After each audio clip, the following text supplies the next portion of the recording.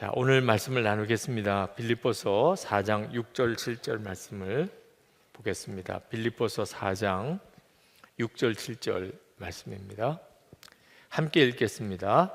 아무것도 염려하지 말고 다만 모든 일에 기도와 간구로 너희 구할 것을 감사함으로 하나님께 아뢰라.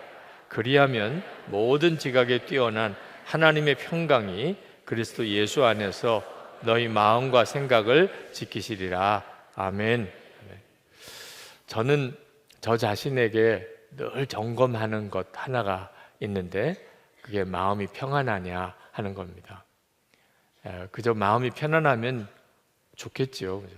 그런 정도가 아니어서 매번 점검합니다. 주님이 정말 나를 통해서 역사하시는 건가? 말씀도 전할 때, 또 성도들을 위해 기도할 때, 또 교회 일들을 처리할 때 주님이 정말 나를 통해서 역사하시는 그 일이 맞을까?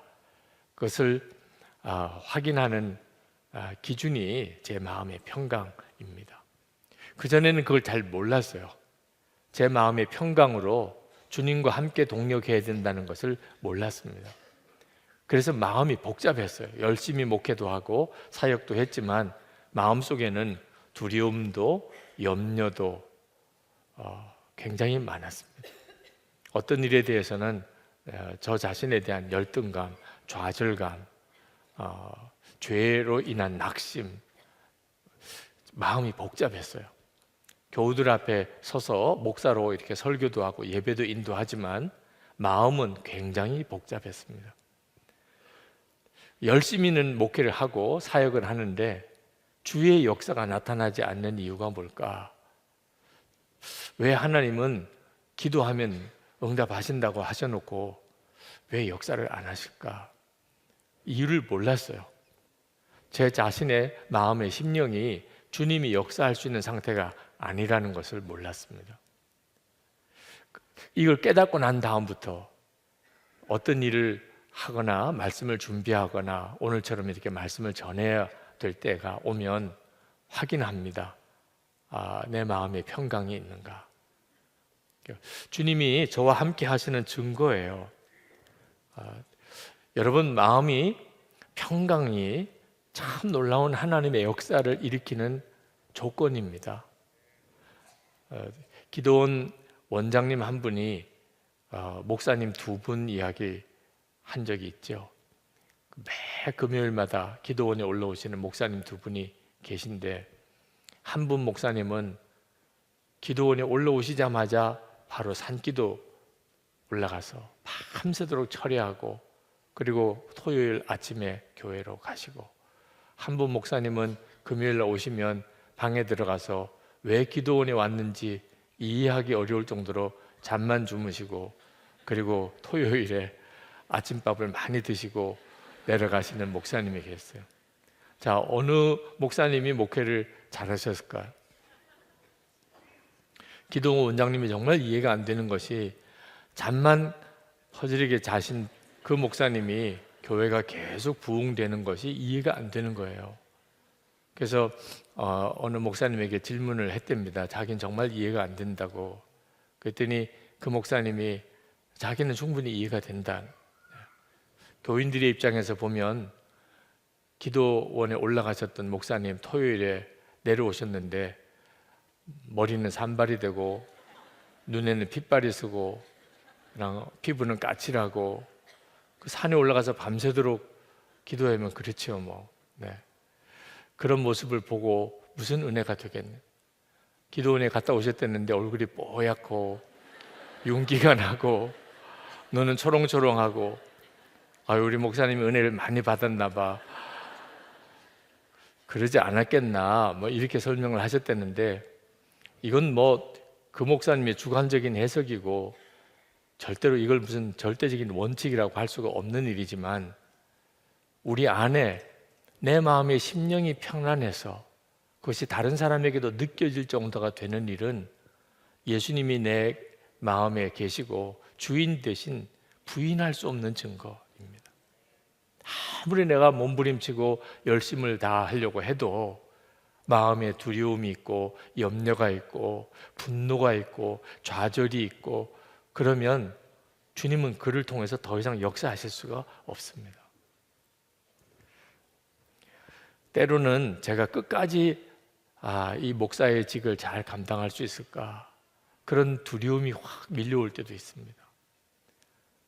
하도 무너지고 넘어지는 분들도 많고 또 저에게 문자나 메일을 주시는 분들도 계속해서 끝까지 잘 감당해달라 이런 문자만 계속 와요. 끝까지 이대로 그냥 잘 계시기만 해달라. 더 나아지는 건 바라지도 않고 끝까지 이대로만 이라도 계셔달라 이런 문자를 많이 받을 때마다 정말 나도 무슨 문제가 생기지 않을까 이런 걱정이 방정맞은 걱정이 확 밀려옵니다. 근데 그때 주님이 그렇게 응답하시더라고요. 너 끝까지 잘할 생각하지 말고 그냥 매일 그냥 나하고 함께 살기만 하면 돼. 그러고 보니까는 그게 걱정할 문제가 아니더라고요. 끝까지 내가 잘 감당해 나갈까? 목사로서 흐트러짐 없이 끝까지 사명 잘 감당할까? 무슨 그런 걱정을 해서 될 것도 아니고, 그죠? 무너지는 사람은 그런 생각 없이 무너졌겠냐 말입니다. 중요한 것은 매일 매순간 하루하루면 충분한 거예요. 하루하루. 주 예수님 내 마음에 정말 모시고 예수님이 왕된 삶을 하루만 살아냈습니다. 하루도 못 살겠어요? 그죠? 앞으로 몇 년이 남았다. 그 몇 년을 어떻게 살까? 내가 앞으로 죽을 시간을 생각해 보면 얼마나 내가 많이 살 수 있을까? 20년을 더 살을까? 30년을 더 살을까? 그러면 정말 답답해지는 겁니다. 불안해지고 자신도 없어지고. 그런데 하나님이 우리에게 원하시는 것은 하루하루. 하루 못 살겠어요? 오늘도 하루 싹 지나갔잖아요. 하루. 그래서 매일 주님과 동행하는 일을 살아보자. 24시간 주님을 바라보자. 매일 오늘 주님과 동행했던 것을 기록하며 살자. 그러면 충분하다는 겁니다. 그러면 걱정할 필요가 없다는 겁니다. 일본 영성일기 세미나 갔다가 최근에 일본에 가신 목사님 한 분을 만났습니다. 근데 그 목사님이 일본에 가셔서 너무 힘드셔서 사람 만나기도 싫고 항상 그만둘 생각만 하시는 거예요. 어떻게 큰 문제 없이 그만둘 수 있을까? 어떻게 다른 사람들에게 비난받지 않고 교회 그만둘 수 있을까? 그러니 누구를 만나고 싶겠어요. 근데 영성일기 세미나가 열린다고 그래서 정말 억지로 마지못해서 오셨어요. 근데 오셔서 와보니까 또 일기를 쓰라니. 그렇지 않아도 힘든데 일기까지 쓰라니까 처음에는 마음이 탁 다쳐버리더래요. 나는 이런 거 할 지금 형편이 아니야. 그런데 가만히 한 시간 말씀을 같이 나누다 보니 그래, 주님밖에 없는 거지. 주님 바라보고 사는 거지. 이렇게 일기라도 써서 내가 주님을 바라보고 살 수 있게 된다면 한번 해보자. 그래서 마음을 다잡고 예수님과 동행 일기를 쓰기 시작을 하셨는데 너무나 놀라운 회복을 얻으셨어요. 그렇게 주님을 바라보기 시작하니까 주님이 목사님에게 말씀하시더래요. 그 목사님의 일기 속에 쓰여져 있는 고백입니다. 주님이 이렇게 말씀하시더랍니다. 그냥 가만히 나랑 동행하자. 나는 늘 너랑 함께 놀고 싶었어. 서울에 있을 때 내가 너무 바빴고 할 일도 많고 갈 데도 많았어. 여기서는 그냥 가만히 있어도 괜찮아. 내가 다 책임질게. 너는 나랑 친하게 지내자. 나랑 같이 동행하면서 말씀 읽는 즐거움, 기도하는 기쁨을 누리면 좋겠어. 사람들 바꾸려고 하지 마. 너는 나랑 즐겁게 지내기만 하면 돼. 너 일본말 잘 못하니까 다른 사람들에게 일본말로 이야기하게 하고, 너 일 잘 못하니까 그저 나하고 더 깊이 대화만 하자. 그래서 너를 여기까지 불렀어. 너 다른 데 돌아다니지 말고 나랑 같이 걸어 다니면서 그냥 나하고 놀자. 그러시더래, 주님이. 얼마나 마음이 그냥 확 편해지는지. 그렇구나. 주님하고 놀기만 하면 되는 거구나. 그래서 정말 주님과 함께 놀기를 시작을 했는데 너무나 놀라운 마음의 변화가 일어나더래요. 그동안 버티고 견디고 라고 생각했는데 이제는 즐기고 재밌고 라고 생각하게 되었습니다. 나와 동행하시는 주님께 감사드립니다. 그래서 목회가 회복이 되는 거예요. 네. 우리의 마음의 평강이 회복이 되어야 가정도 회복이 되고 일터도 회복이 되고 직장도 회복이 되고 교회도 회복이 되는 거예요. 그러니까 내 마음의 평강은 제 삶과 제 목회의 결정적인 것입니다. 오늘도 제가 설교를 잘할 수 있을까? 설교하는 목사는 항상 설교하기 전에 그 점이 늘 마음이 불안합니다. 그러니까 주님은 먼저 평강을 확인하라는 것. 오늘도 기도 중에 주님이 제 마음에 평강을 주셨어요. 오늘 이 말씀을 듣는 여러분에게 주시려는 은혜 같았어요. 여러분도 오늘 말씀을 듣고 기도하는 중에 여러분 스스로가 느낄 거예요.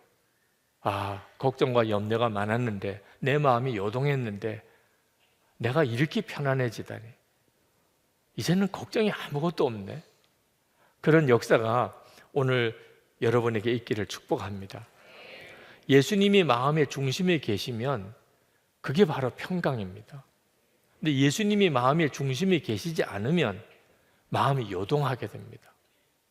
여러분, 돈 버는 일 중요해요? 안 중요해요? 중요합니다. 혹시 대답이 잘못 나올까 봐 제가 먼저 말씀드려요. 돈 버는 일 중요하죠. 네. 우리가 주의 일을 할 때도 재정적인 힘이 필요하죠. 그런데 예수님이 마음의 주님이실 경우에 그 돈 버는 일은 우리의 삶 속에 매우 놀라운 하나님의 복입니다. 예수님이 내 마음의 중심이면, 그러면 직장 가는 것도 기쁨이고 장사하는 것도 기쁨이에요. 예수님과 함께 하니까. 예수님과 함께 하면 얼마나 재밌겠어요. 주님과 함께 직장 생활, 주님과 함께 돈 벌고 일하고 장사하고, 그게 예수 믿는 우리가 누리는 복이에요. 그런데 예수님이 마음의 중심에 계시지 않고 돈이 내 마음의 중심에 들어와 버리면 이게 큰일이에요. 돈이 내 마음의 중심에 들어와 있는데 이 자리에 올 수도 있어요. 주님 도와주세요. 주님이 주인이 아니시고 내가 돈 버는 일을 주님이 도와주시는 분, 이때부터가 이제 문제가 되는 겁니다. 주님 도와주세요. 나 돈 좀 벌게 도와주세요. 장사 잘 되게 도와주세요. 내가 사업 잘 되게 도와주세요. 직장에서 잘 되게 도와주세요. 예수님은 나 도와주시는 분. 내가 진짜 원하는 것은 돈이고 사업이고 승진이고. 그러니까 계속 마음이 분노, 두려움, 염려, 상처, 좌절감, 낙심, 절망, 그렇게 가는 거예요. 돈이 내 마음의 중심에 있으니 내 마음의 평강이 다 없어지는 겁니다. 여러분, 맛있게 먹는 거 좋아요? 안 좋아요? 다 좋아요. 주님이 맛있게 먹으라고 주신 것들입니다. 그렇죠? 밥맛 없는 것은 그건 하나님의 계획이 아니에요. 밥맛이 있는 게 하나님의 계획이에요. 그래서 밥맛이 있는 사람은 정말 감사할 일이에요. 하나님 정말 감사합니다. 그러니까 성령 충만한 거예요. 밥맛이 있는 것은 성령 충만한 거예요. 요즘에 TV 보면 늘 먹방 프로그램이 잔뜩 나와 있는데, 사실 하나님이 주신 음식을 아주 맛있게 잘 먹는 것은 그 자체가 전혀 문제가 되는 건 아닙니다. 예수님이 마음의 중심의 왕이시면. 그러면 우리 주님은 우리가 음식을 맛있게 먹는 것을 기뻐하세요. 우리 안에 오신 이유가 함께 밥 먹자고 오셨던 분이에요. 그러니까 우리 주님이 얼마나 즐거워요. 주님, 이거 한번 드셔보세요. 주님, 이거 한번 맛 좀 보세요.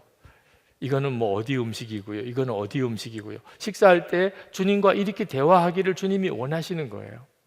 근데 문제는 뭐가 문제냐면 먹는 게 주가 됐을 때, 먹는 게 주가 됐어요. 그리고 주님은 그걸 도와주는 입장이에요. 먹을 것 좀 도와주세요. 맛있는 것 좀 먹게 해주세요. 내 소원은 먹는 거고. 이런 경우가 탈이 나는 거죠. 계속 어디 가면 뭐 맛있을까? 어디 가면 뭐 내가 잘 먹을 수 있을까? 그렇게 하다가 오히려 몸에 병이 드는 겁니다. 절제도 안 되고. 식당에서 밥을 먹으려고 이렇게 줄을 이렇게 섰는데 누가 새치기를 해요. 자, 먹는 게 주인 사람은 그 순간을 못 견딥니다. 이게 어떻게 내가 어디서부터 줄을 서가지고 왔는데 중간에 새치기를, 그 감당을 못해요. 뭐 그냥 교회 안에서 다른 사람들 다 있는데 뭐라고 하기는 그렇지만 하여튼 밥 먹는 내내 속이 뒤집혀 있어요.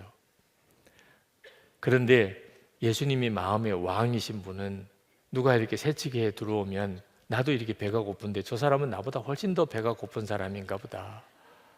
주여, 어떻게 저렇게 배가 고플 수가 있습니까? 새치기를 할 정도까지 들어올. 그래서 고기 반찬이라도 이렇게 나오면 그분한테 이렇게 덜어드려요. 네, 많이 드시라고. 네. 여러분, 맛있는 걸 먹는 것보다 이렇게 하는 것이 훨씬 기뻐요. 예수님이 내 마음의 왕 되시고 나면 먹는 문제 때문에 싸울 일이 없어요. 내가 적게 먹고도 기뻐요. 엄마 마음이 그렇잖아요. 자녀에게 좋은 것 먹이고 당신은 못 먹어도 아이가 잘 먹는 거 보면 기쁨이 있듯이 꼭 먹어야 기쁨만은 아니거든요. 예수님이 내 마음의 왕 되시고 나면 시험될 일이 없어요. 내 마음에 요동함이 없습니다. 우리가 24시간 주님을 바라보고 주님과 동행하는 삶을 살자고 하는 이유는 그것이 바로 내 마음의 평강을 얻는 유일한 길이기 때문에 그렇습니다. 우리 주님이 나에게 있어서 가장 소중한 분이 되신, 복음의 비밀이 너희 안에 계신 그리스도, 우리 안에 오신 예수님, 이것이 복음의 비밀입니다. 그렇다면 아무것도 문제가 안 돼요. 세상에서 내가 어떤 처지와 어떤 형편에 내가 있다 하더라도 아무것도 문제가 안 돼요. 그래서 마음의 평강을 확인할 때마다 항상 주를 바라봅니다. 예수님이 나와 함께 계신 게 분명해지고 그 예수님이 나의 왕 되시면, 그러면 내 마음을 요동하게 하던 것들이 다 사라져 버립니다. 한순간에 바뀌어져 버립니다. 얼마든지 받아줄 수 있고 얼마든지 기다릴 수 있고 얼마든지 감사하게 돼요. 그 참 신기한 일이죠. 저희 교회 부목사님으로 계시다가 담임 목사님으로 가신 목사님이 오랜만에 교회를 한번 찾아오신 적이 있습니다. 찾아오셔서 이제 가시면서 그런 이야기를 하시더라고요. 와서 참 많이 변했다. 교회가 많이 변했다. 자기가 부목으로 있을 때하고 너무 많이 교회가 변했다 하는 것을 느꼈는데 그 중에 하나가 제가 너무 편안해 보이더래요. 너무 부끄럽더라고요. 그럼 전에는 어땠다는 뜻인지. 네. 그 목사님이 부목으로 계실 때는 굉장히 힘드셨던 모양이에요. 근데 이렇게 와서 저를 만나서 이렇게 이야기를 하는데 제가 너무 편안해 보이더래요.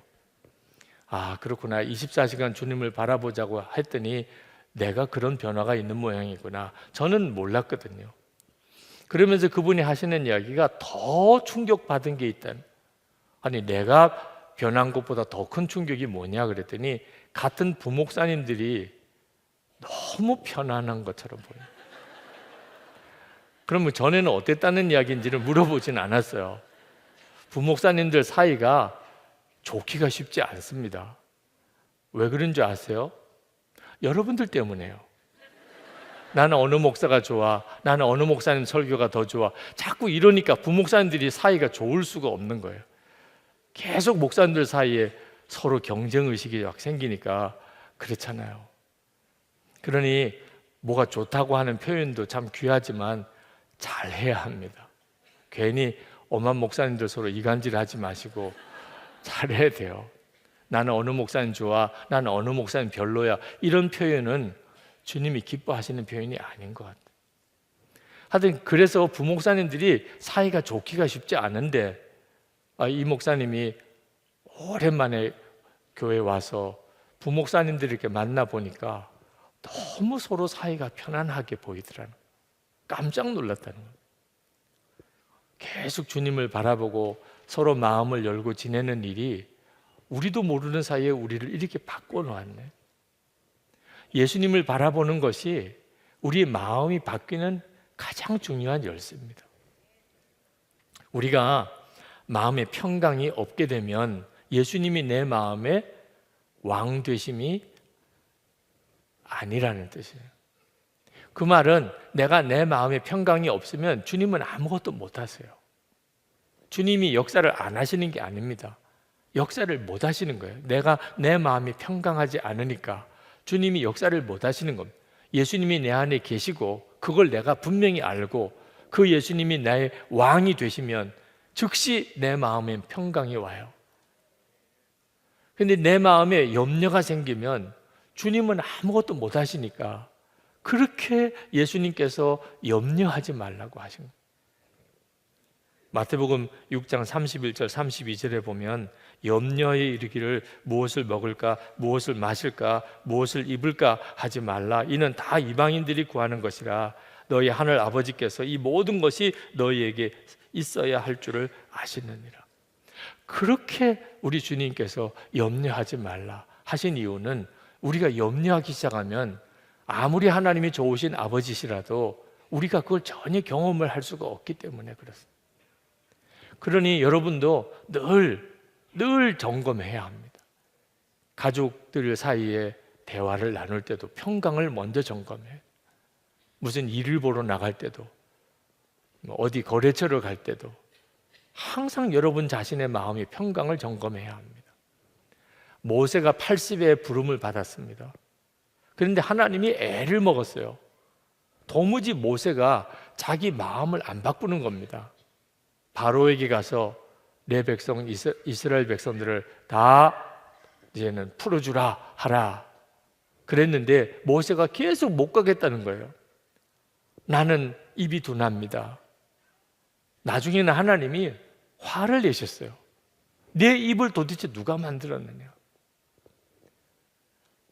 여러분, 여러분의 마음속에 하나님이 주시지 않은 마음, 그게 두려움, 염려, 분노, 좌절, 낙심, 우울한 마음, 이게 다 하나님이 주신 마음이 아닙니다. 그게 우리의 마음을 요동하게 하는 거거든요. 근데 이 마음을 버리지 않는 것이 우리 자신이에요. 예수 그리스도 이름으로 내게서 떠나가라 그러면 될 텐데 그걸 붙잡고 있는 겁니다. 염려를 계속 붙잡고 두려움을 계속 붙잡고 낙심을 붙잡고 모세가 그랬어요. 나는 못합니다. 나는 말을 할 줄 모릅니다. 새끼 호랑이가 어미와 풀밭에서 같이 엄마 옆에서 재롱을 부리다가 아주 근심스럽게 엄마 호랑이에게 물었어요. 엄마, 나 호랑이 맞아? 나는 너무 크기도 작고 엄마처럼 그렇게 크지도 못하고 그리고 나는 이렇게 소리를 질러도 막 이렇게 우렁차지도 못하고 나 호랑이 맞아? 그러니까 그 어미 호랑이가 그 새끼 호랑이를 보고 그윽한 눈으로 너 호랑이 맞아. 내가 너를 낳았어. 너는 아직 새끼니까 그렇지. 너는 호랑이야. 그랬더니 이 새끼 호랑이가 또 묻는 거예요. 엄마, 나 호랑이 맞아? 나 개하고 싸워도 지금 못 이기는데. 개가 무서워. 그런데 나 호랑이 맞아? 그 어미 호랑이가 맞아, 너는 아직 새끼니까 그렇지. 너 호랑이 맞아. 조금만 있으면 개가 가까이 오지도 못해. 나중에 어미 호랑이가 짜증이 났어요. 하도 나 호랑이 맞냐고. 그래서 그 어미 호랑이가 막 큰 소리로 이 개 XX야. 호랑이 맞으면 맞다는 거지. 뭘 말이 그렇게 많냐. 그랬다는 이야기가 있는데, 근데 웃을 일이 아닌 것이 우리가 꼭 그렇게 하고요. 성경이 또 그렇게 말하고 있어요. 여러분 골리앗 아시죠? 골리앗. 다윗의 물맷돌 맞아서 쓰러진 골리앗. 성경학자 중에 어떤 분이 이 다윗 골리앗이 자기 자신이 개 같은 존재라고 하는 그런 열등감이 있었다. 그런 표현을 썼어요. 그 다윗이 물맷돌을 가지고 왔을 때 그때 사무엘상 17장 43절에 보면 골리앗이 이렇게 말합니다. 내가 나를 개로 여기고 막대기를 가지고 내게 나왔느냐. 막 흥분해서 소리를 질러. 평소에 그런 생각을 자기도 했었다 그런 뜻이죠. 근데 다윗이 마치 개한테 달려오듯이 이렇게 오니까 막 화가 났다 이런 식으로 해석을 했는데, 그 골리앗 같은 그런 존재도 이런 생각의 열등감을 자기가 가지고 있었다. 이스라엘 백성들이 가나안 땅 정탐했을 때 그들은 자기들이 개도 아니고 메뚜기라고 생각해요. 메뚜기라. 우리는 메뚜기 같다고. 사람들마다 다 이상하게 비틀어져 있고 왜곡된 자기 자신에 대한 믿음이 있어요. 오늘 여기 계신 여러분들이 오늘 정말 주님 앞에서 기도 중에 여러분의 마음을 깊이 치유받으셔야 될 분들이 많습니다.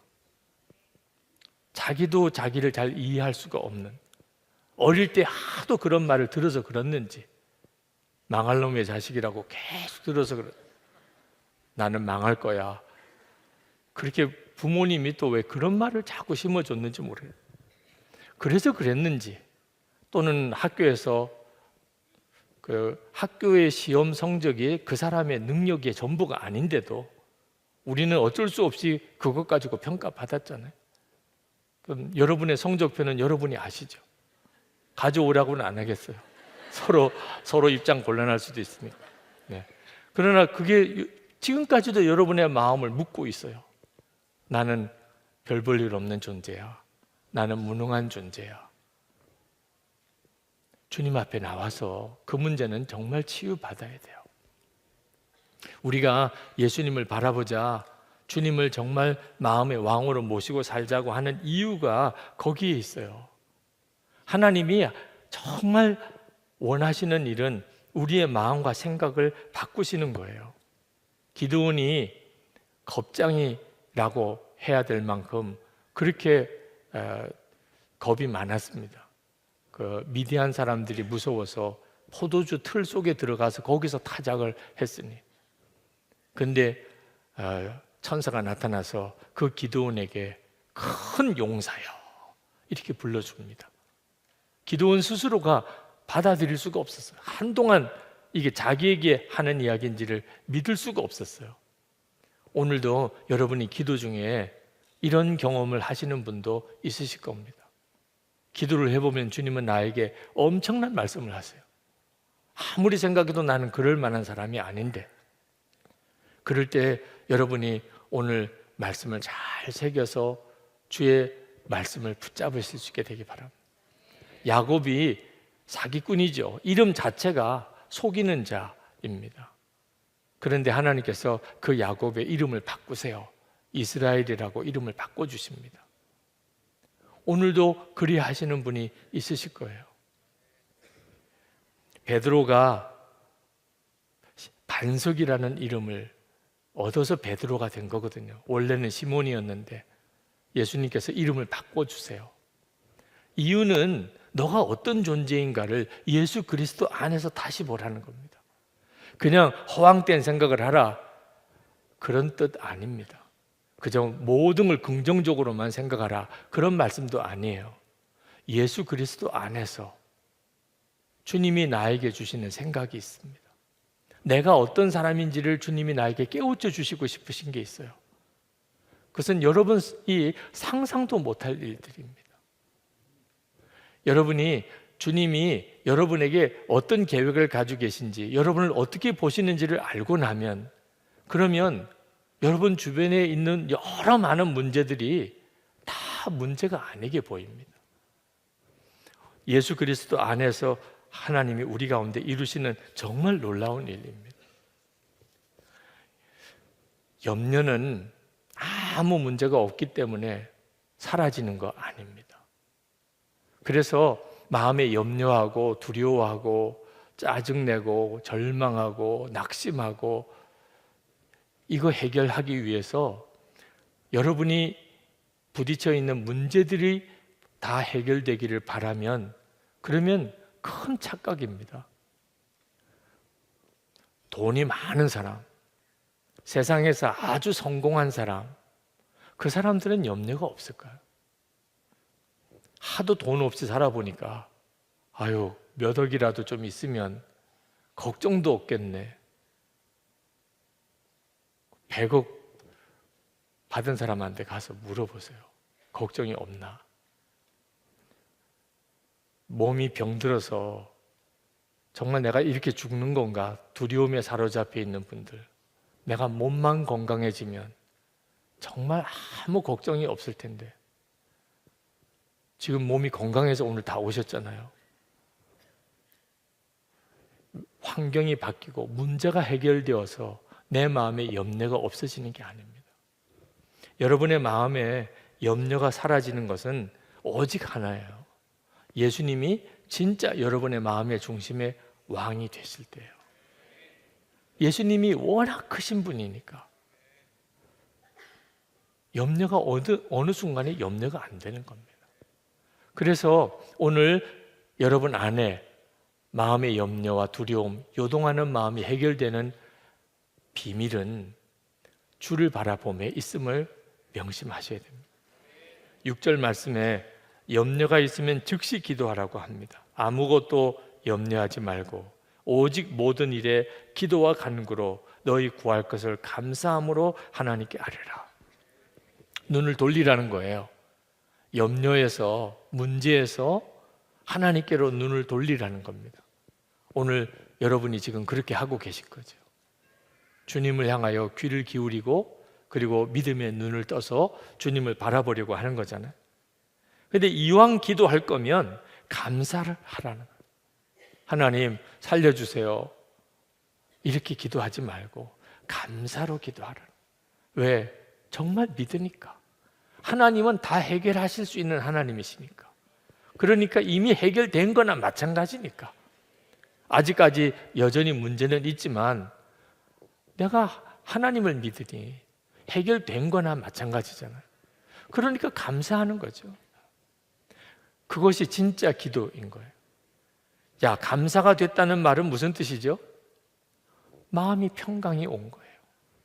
그래서 실제로 그리하면 모든 지각에 뛰어난 하나님의 평강이 그리스도 예수 안에서 너희 마음과 생각을 지키시리라. 내가 진짜 감사함으로 주님 앞에 나아가 기도하면 그러면 주님이 내 마음의 생각을 평강으로 지키십니다. 오늘도 여러분이 바로 이 기도에서 주님이 주시는 평강을 경험하게 됩니다. 감사함으로 하나님께 나가는 겁니다. 중국에서 목회하셨던 최효율 목사님이 새벽 기도 때 사진 둘을 보여주시더라고요. 공항에서 찍으신 사진에 가족들이 중국에서 목회하실 때. 근데 사진 두 장이 분위기가 조금 달라요.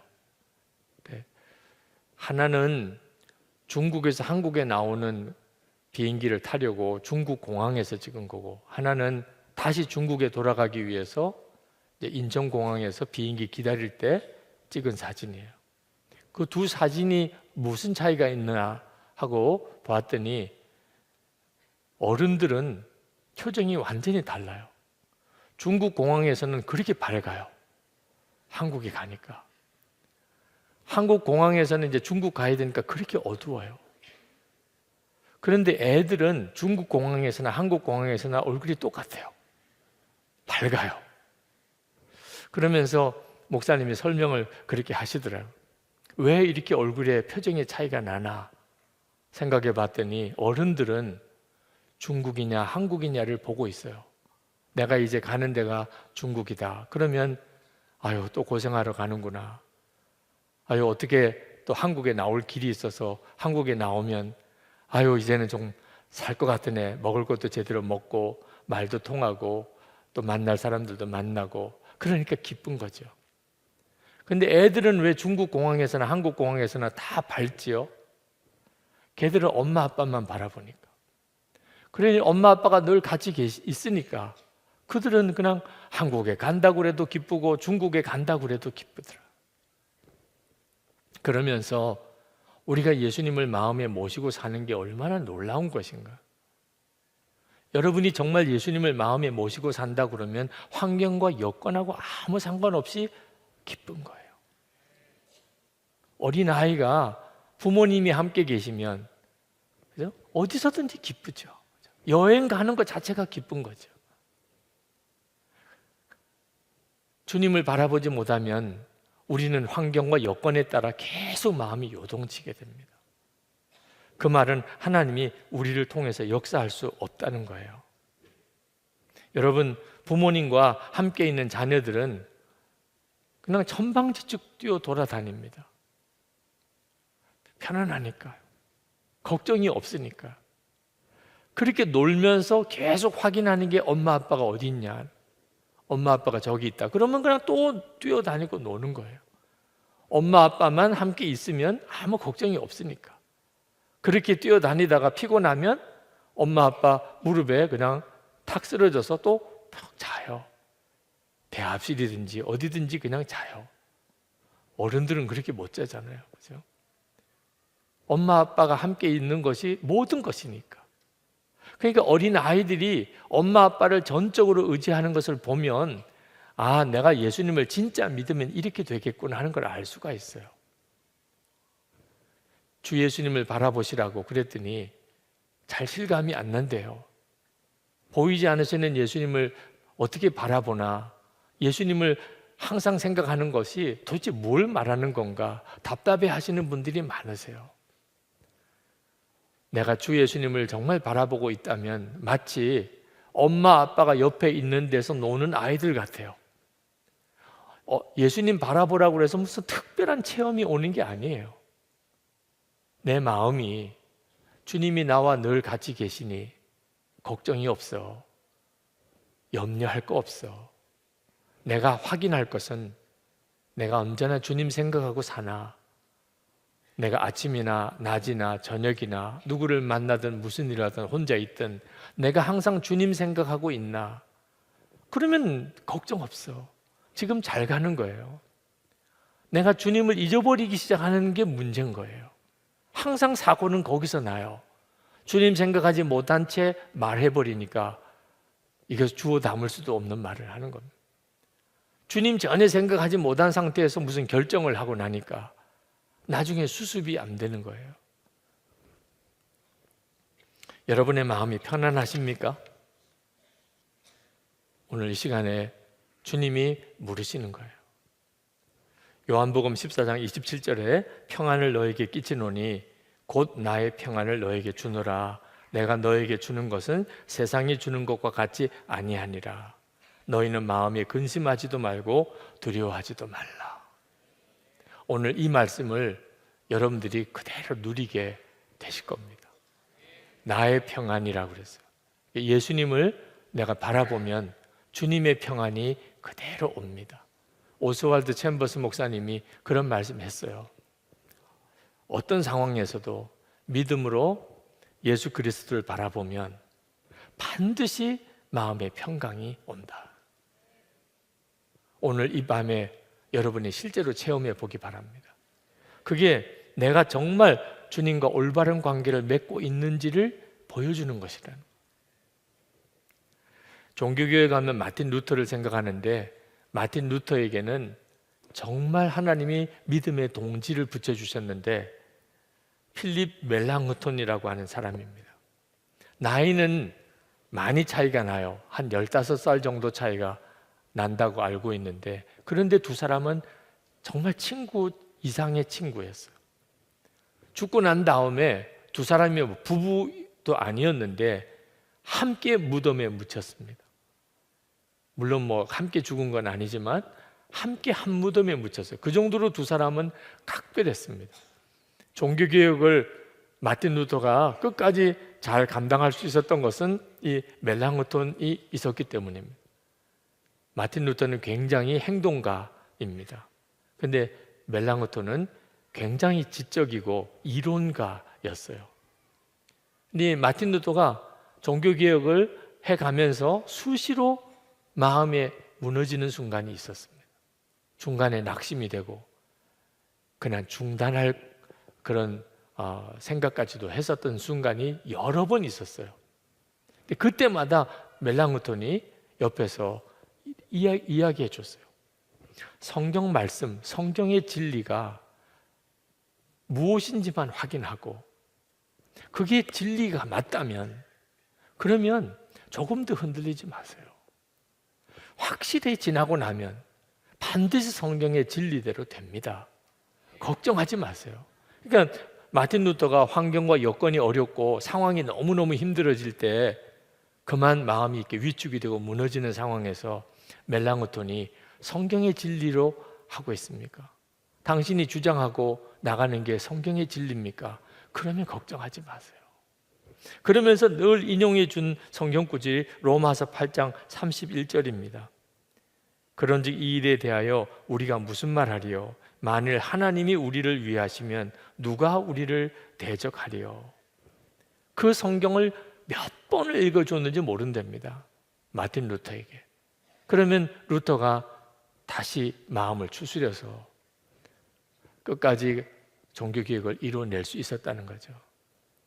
여러분, 오늘 우리에게 필요한 것이 바로 하나님의 약속의 말씀이에요. 그 말씀이 그대로 우리에게 체험되어지는 일이 오늘 하나님이 우리에게 주시려는 것입니다. 그게 평강입니다. 주님이 오늘 우리에게 주시려고 하시는 평강. 아무것도 염려하지 말고 다만 모든 일에 기도와 간구로 너희 구할 것을 감사함으로 하나님께 아뢰라. 그리하면 모든 지각에 뛰어난 하나님의 평강이 그리스도 예수 안에서 너희 마음과 생각을 지키시리라. 이제 오늘 이 은혜를 실제로 경험하는 시간이 되시기를 바랍니다. 그래서 그 평강 가운데서 하나님이 생각을 주시고 하나님이 계획을 알게 하시고 하나님의 지혜를 주시고 여러분이 무엇을 해야 될지를 알게 하시고 할 수 있는 힘을 주시고 여러분의 가정, 일터 또 여러분의 사명의 길 주께서 주의 일을 이루어내실 것입니다. 우리 찬양 드리고 기도합시다. 주님여 이 손을 꼭 잡고 가소서.